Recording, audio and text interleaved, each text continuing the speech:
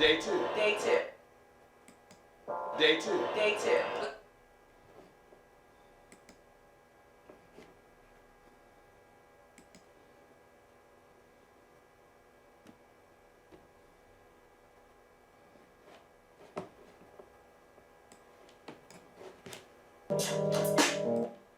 Day two. Let's go.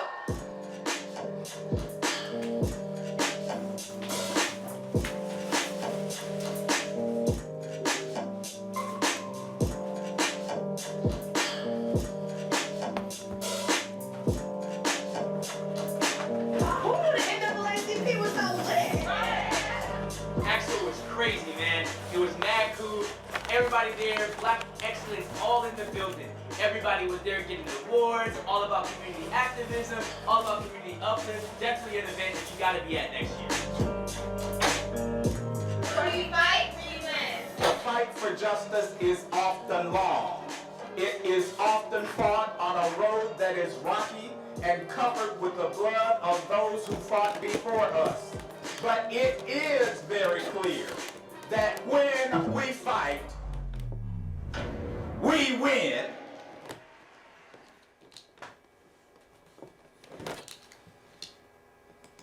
Day two. Day two. Let's go.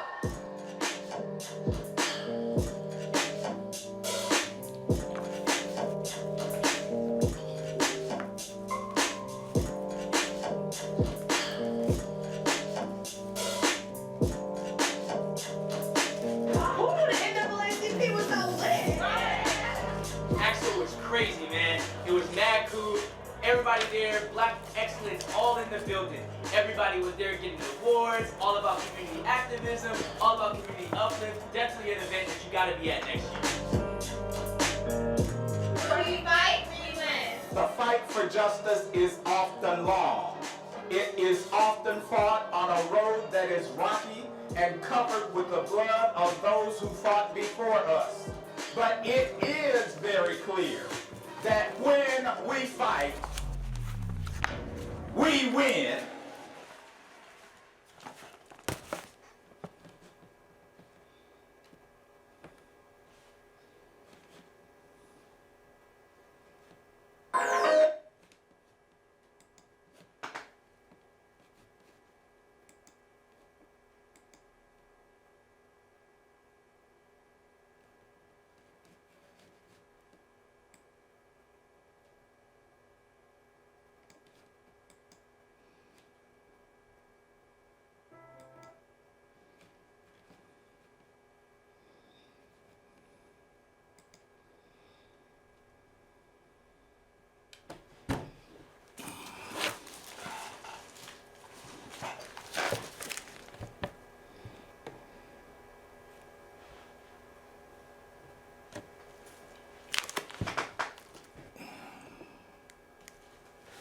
The mass media and the human services. The mass media continues a powerful and prevailing force in our lives. We're exposed daily to a bombardment of media messages. Most of the information we receive about our community, our state, the nation, and the world comes to us through a newspaper, magazine, television, or radio.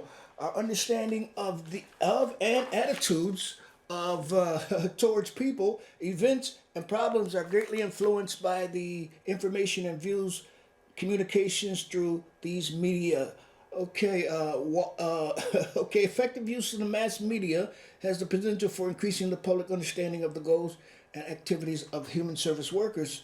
It can increase public support for human service programs or services, and it can have a significant influence on the decision of public officials, policymakers, legislators that affect these programs and services. It can help people function better in the community by providing information that can support the coping capacities of persons under stress, and consequently, it can significantly expand the impact of human services in any community. A much wider range of community residents can be reached, not only those who might benefit from human services, but also persons and groups that may be willing to provide tangible and intangible support for these efforts as a result of being better informed about them. In other words, the mass media can serve a variety of important public relations, public education, and prevention functions in the human services.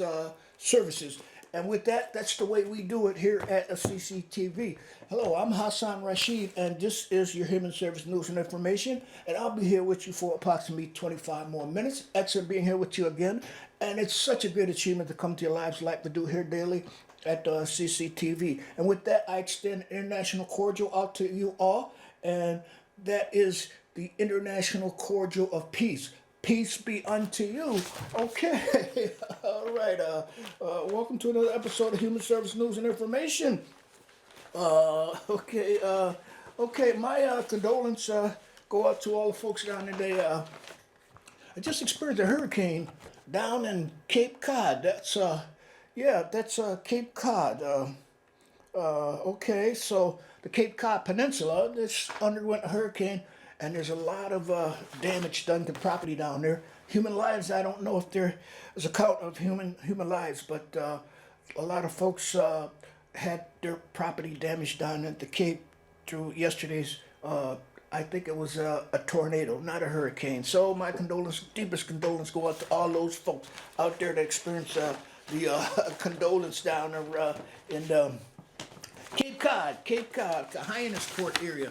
Okay, I'd like to, we're going to start out with some things. I guess I'm going to just, this has been on my mind. I've been hearing so much on TV here about illegal immigration and folks tied up at the border between the United States and Mexico, children in detention down there. But I'm saying, if there are immigrants who've made it this far up north, in the Cambridge area, there's help for you. There's help for you right here in Cambridge. If you're immigrant, if you're in the country illegal or legally, there's help for you. You know, the Cambridge Community Legal Services and Counseling Center, Classics. It's what's called it. They have what's called as a 2019 immigration legal screening clinic, and it's for you all you. If you're illegal or legal immigrant and you need help, you're invited to go to 93rd Street, Cambridge for this help. That's 5:15 p.m. to 7 p.m. 15 p.m. every third Wednesday. And once again, that's a Community Legal Service Counseling Center, 93rd Street, Cambridge, near Leechmere T Station, corner of Otis and 3rd Street. And available to Massachusetts immigrants and their families. So if you and your family are having trouble, you're invited to go there. That's 93rd Street. And for more information, if you like additional information, you can call 617-349-4396. So September immigration clinic dates. Okay, now take a note of these dates. Immigration clinic dates. Okay, August 21st. September 18th, October 16th, November 20th, December 18th. That's Interest, 93rd Street, Cambridge. and near corner of 3rd and Otis. If you need interpretation, please bring your own adult interpreter. So please do not arrive after earlier than 5 p.m. Early arrivals will not be given preference. Attorneys will meet with as many people as possible during the 2 hours clinic, but we cannot guarantee a term. Attorneys will not review or complete any form. So I have Cambridge is a sanctuary city, and this is some of the assistance that they offer immigrants, illegal immigrants, as a sanctuary city. That's the Community Legal Service Counseling Center, 93rd Street, Cambridge, near Leachmere T Station, corner of Otis. Okay, I guess you were wondering about what that opening video was about. Well, I played it twice, and that was the second day of the National Association of Colored People's annual yearly convention. And this year it was held in Detroit, and that was the video from the second day. Today is the last day of the convention. It's in Detroit, and it's the last day. But the thing about it, I played it just to remind you that next year, the NACP, National Association of Colored People, will be holding their conference, their annual conference, right here in our region, the Cambridge region. That's across the river, Boston, and they'll be holding their national conference, 2020 conference, right here in Boston next year. So you'll be hearing more about that when I have more specific details on of the conference, such as agenda, hotel information, etc., etc. So you'll be hearing more about that. That's the 2020 National Association of Colored Peoples. That's NACP. 2020 National Conference is going to be held right here in Eastern Massachusetts next year. So I know a lot of you are probably a lot of folks who probably made the annual treat to Detroit this year. So they're in their third day at Detroit, so they'll be, I guess, letting them out, coming home tomorrow or today. So once again, that's the 2020 National Association of Colored Peoples annual conference, going to be held right here in the Boston area. Okay, okay, let's see. It's okay. The Berkeley Human Services selects Smith Brothers Insurance as regional representatives.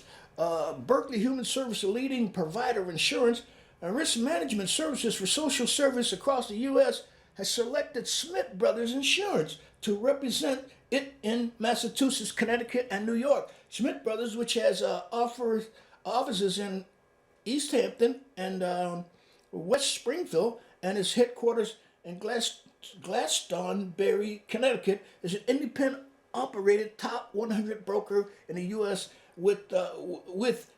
has offices throughout Connecticut, Massachusetts, New Jersey, and New York. For decades, Smith Brothers, I guess the Berkeley Human Services, have great relationship with many of the W.R.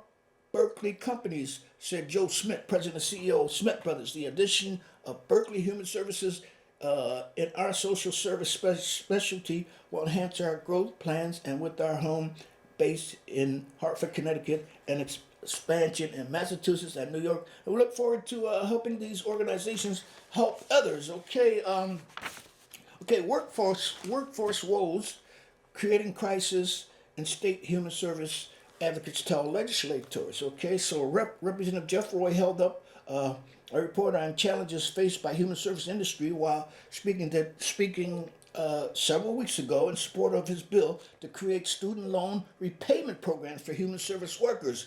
With stagnant wages, frequent turnovers, and the growing pressures of student loan debt, human service providers face a suffering crunch that leaves them without sufficient resources to meet the needs of the state's most vulnerable populations, advocates told lawmakers.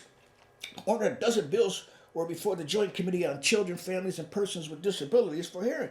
But a common theme ran through many of them, addressing the plights of service employees who, despite helping those with significant physical and mental needs, cannot make ends meet. Okay, so we're in a crisis, Justice.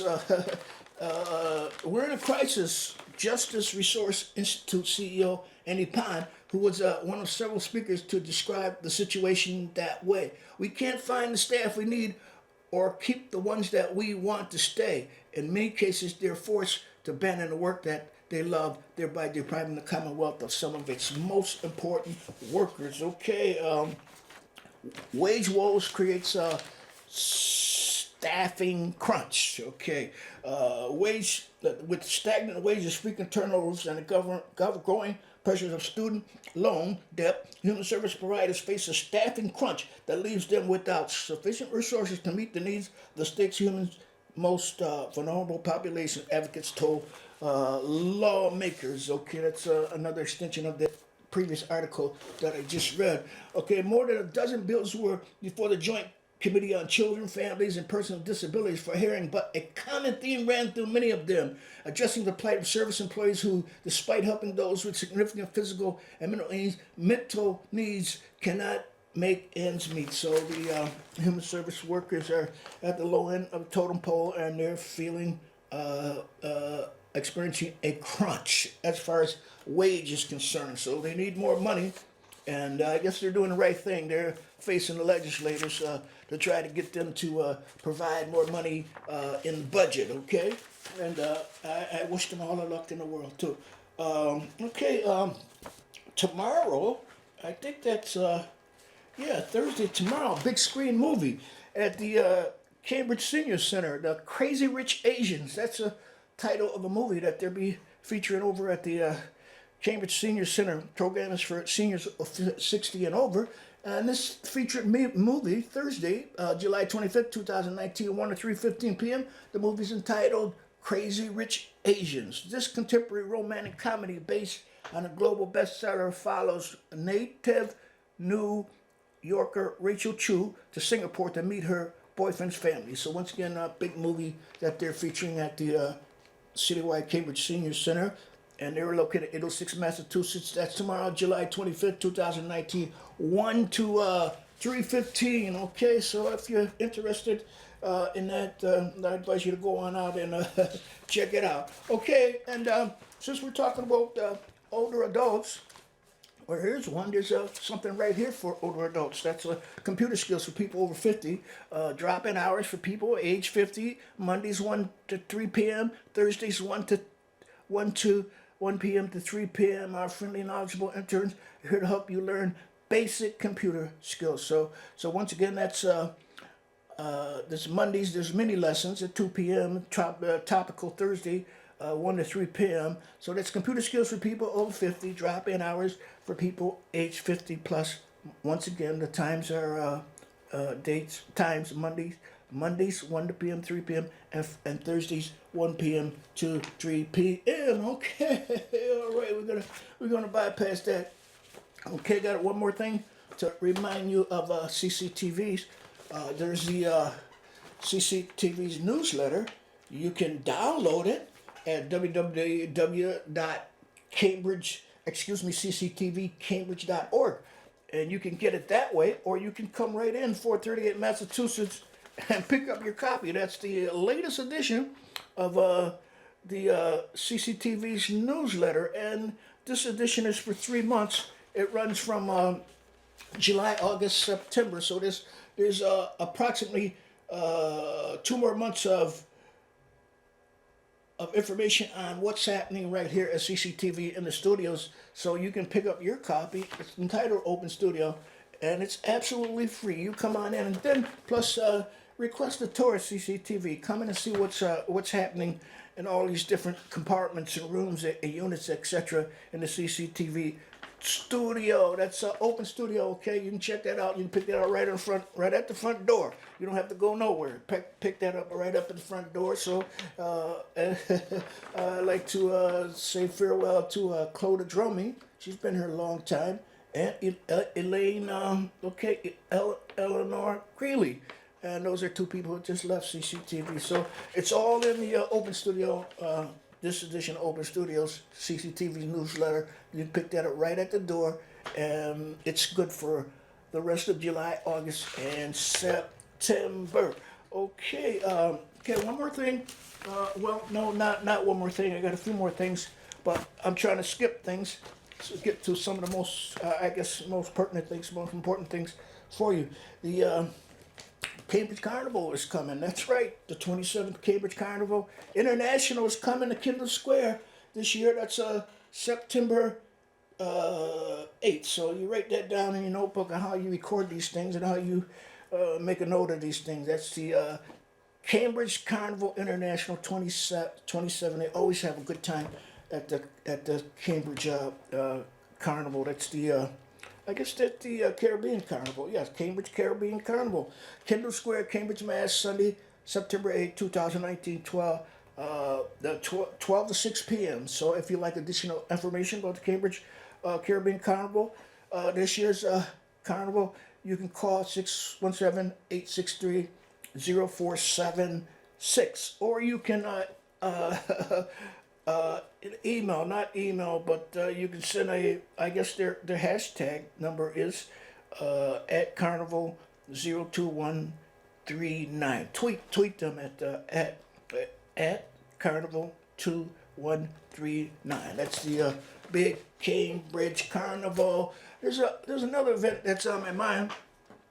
They had it last year at Harvard University, and it was it's in regards to it's a nice big human service conference, and they had it last year at Harvard. So I want to run the last year some of last year's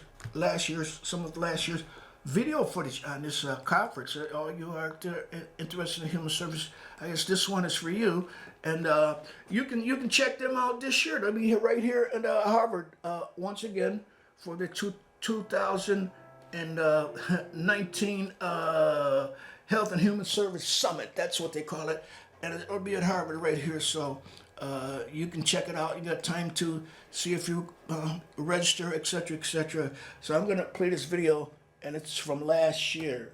Okay, here we go. I want to start off today by asking a question and having us think through what could be when we think about the future of health and human services. This is the 9th annual summit, and for the past 8 years or so, we've really been focusing broadly on getting on the balcony when you come here, looking down at our world somewhat and saying, what does the future look like? An ecosystem is a network of organizations, machines, and services that co-produce new solutions to address and solve the root causes of individual, family, and community health and human services challenges. Through the examples of Illinois, Connecticut, and Ohio, we'll drill into what this really means at a granular level. We started a transformation of behavioral health. It brought together 12 of the state agencies. So we talked about silos before. I would say we don't have silos anymore. We may still have some fences, but not complete silos. We're going to talk about that regulative work, that stuff that people just really don't think about. We're going to talk about 2 service transformations within the state of Connecticut. We're going to talk about Medicaid transformation. We're going to talk about eligibility enrollment transformation. The regulatory work space is essential to form a foundation for generative or ecosystem development. In 2012, Ohioans were spending more per person on healthcare than residents in all but 17 states, and often appeared in the last quartile for health metrics that are often key indicators for the health of the population. The Office of Health Transformation tackled these challenges by breaking them down into 3 distinct tasks: modernize Medicaid, streamline health and human services, and engage private sector partners to encourage overall health system performance. You'll be divided up into ideation teams. You will be addressing those 3 questions, those 3 challenges that are outlined in your agenda. It'll be rapid fire, ask some Q&A to learn a little bit more about what's taking place, and then you'll go to work.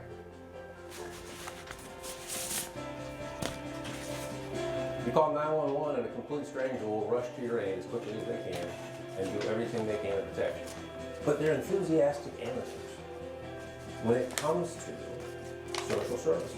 So we had to look at the other 17 components of county government and say to ourselves, what could we be doing to really make a difference?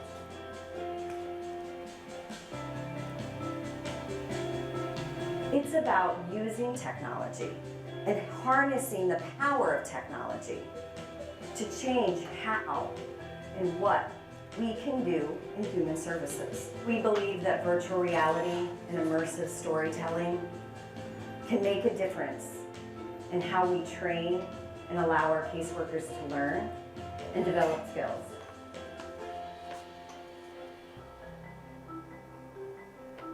We're talking about outcomes that matter to patients, not outcomes that are process measures, not structural measures, but true outcomes.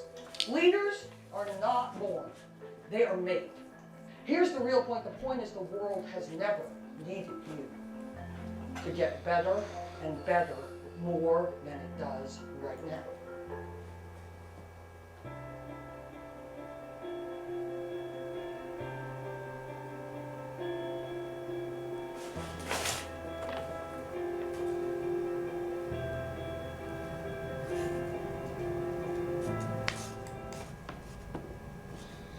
Okay, that was video footage from last year's Human Service Health and Human Service Summit that was held at Harvard University, and they'll be here again in October. So as soon as it's available, detailed information is available. I'll pass it on to you. But in October, that's last October 2018, human service leaders gathered to discuss a number of different challenges and opportunities facing health and human services, and that was what the video was about. Another big conference, Human Service Conference, coming up, and that's October 25th, 26th in Anaheim. That's Orange County. So all of you people who are affiliated with the National Organization of Human Services, and I know they have chapters on most university campuses, but they're holding their big conference out in Orange County, California in October. You'll be hearing more about that. You know, I'm Hasson, Rashid. You know, it's always excellent being here with you, and it's such a great achievement to come in your lives like we do here next time. So until next time, remember